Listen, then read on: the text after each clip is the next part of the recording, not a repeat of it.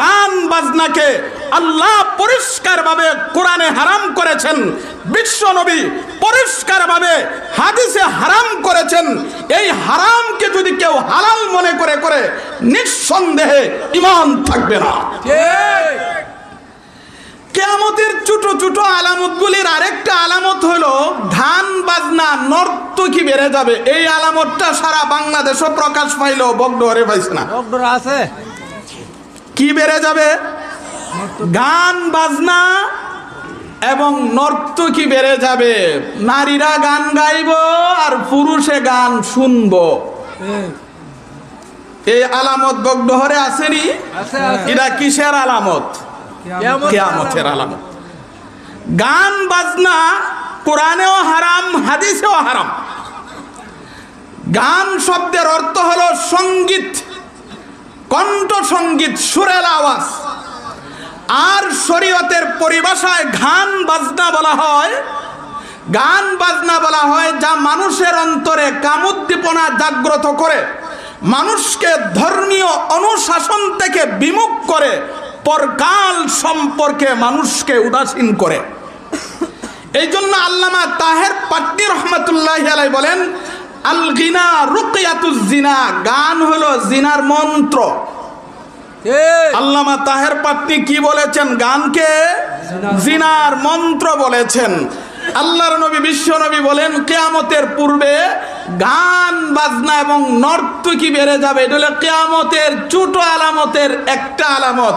এমনকি গান বাজনা শুনতে শুনতে এমন হয়ে যাবে এই হারাম কাজকে আর হারামই মনে করবে না, এটাকে হালাল মনে করবে। আছে না?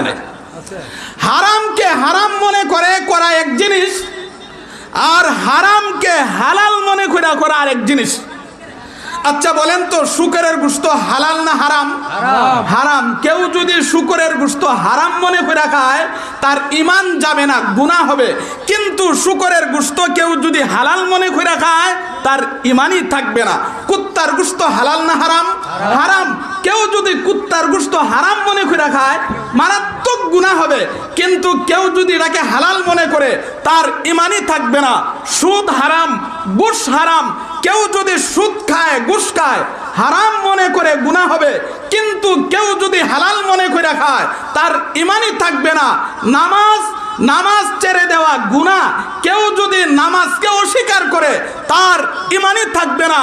ঠিক তেমনি ভাবে গান বাজনাকে আল্লাহ পরিষ্কারভাবে কোরআনে হারাম করেছেন, বিশ্ব নবী পরিষ্কারভাবে হাদিসে হারাম করেছেন।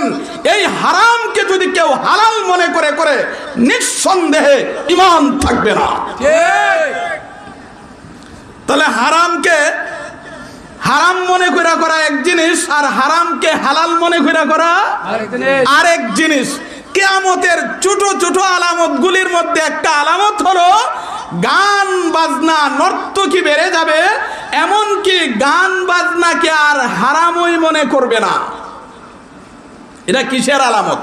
কিয়ামতের আলামত। এরা আবার একটা হলো গান, একটা হলো হাম, একটা হলো নাচ, একটা হলো গজল। হামদ মানে আল্লাহর প্রশংসা গাথাকে বলা হয়, নাচ মানে বিশ্ব নবীর গুণ গাথাকে বলা হয়, গজল মানে ইসলামিক কোনো কথা সুর দিয়ে আবৃত্তি করাকে বলা হয়। কিন্তু অনেকে গজল হাম নাতের উপরে অনুমান করে গান বাজনাকে হালাল করার চেষ্টা করে। অথচ ইসলামী গজল, হাম নাত গজলেতে বাজনা নাই, বাজনা সম্পূর্ণভাবে হারাম।